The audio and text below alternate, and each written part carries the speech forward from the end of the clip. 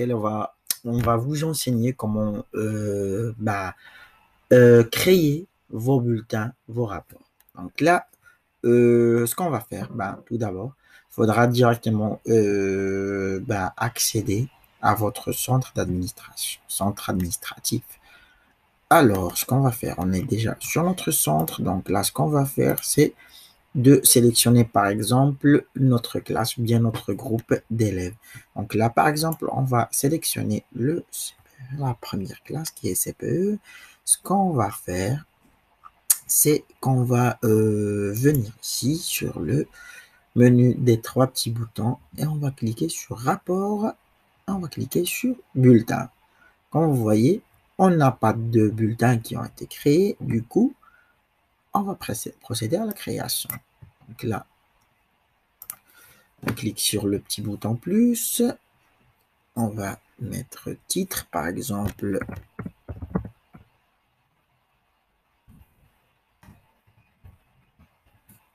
bulletin, bulletin par exemple de la première année, et on va mettre numéro de colonne, par exemple 4 colonnes, et là, ce qu'on va mettre, par exemple, on va mettre par exemple 3 colonnes, afin d'avoir, alors, la largeur colonne du groupe. Donc là, on va mettre premier trimestre, là, deuxième trimestre, et là, la note finale. Par exemple,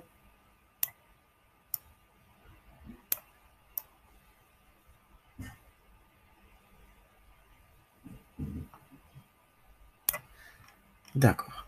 Donc là, on sauvegarde. Donc là, on a notre bulletin qui a été déjà créé. Donc là, comme vous voyez, notre bulletin est vide pour le moment. Donc là, ce qu'on va faire, c'est qu'on va lier des colonnes directement sur le bulletin. Là, on va le faire dessus. Créer un schéma pour notre bulletin parce qu'on va faire ce qu'on va lier des colonnes à notre bulletin directement. Donc là, on accède à une classe ou bien à un groupe.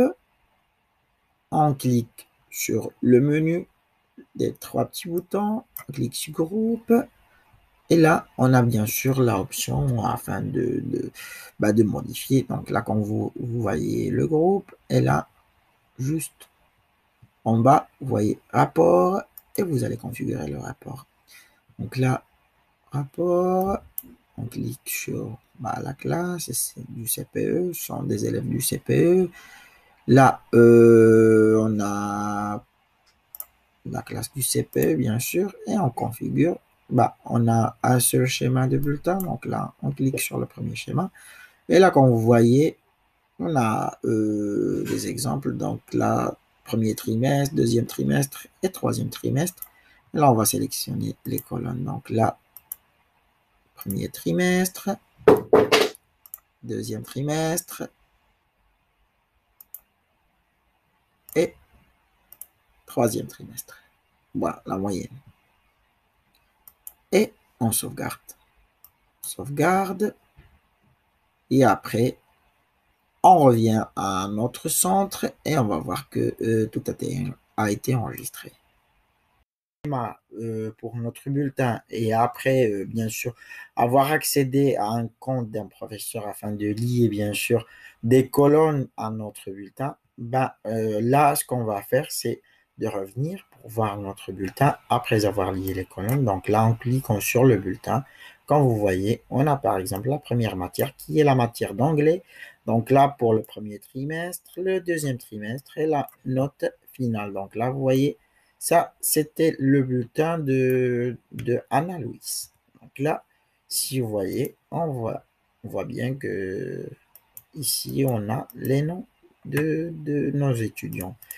Et là, une autre option à savoir, si vous cliquez sur Action, vous aurez la possibilité de exporter les bulletins d'une manière, vous aurez la possibilité d'exporter par exemple seulement pour un élève ou bien sûr pour tous les élèves. Si vous sélectionnez par exemple pour l'élève actuel, le bulletin sera téléchargé directement et vous aurez la possibilité de l'envoyer à vos élèves. Donc là, c'était notre vidéo d'aujourd'hui, la vidéo sur laquelle on vous a enseigné comment créer un schéma de bulletin, comment lier les colonnes et comment pouvoir exporter vos bulletins. Je vous remercie en espérant que cette vidéo a été utile et on vous dit à bientôt.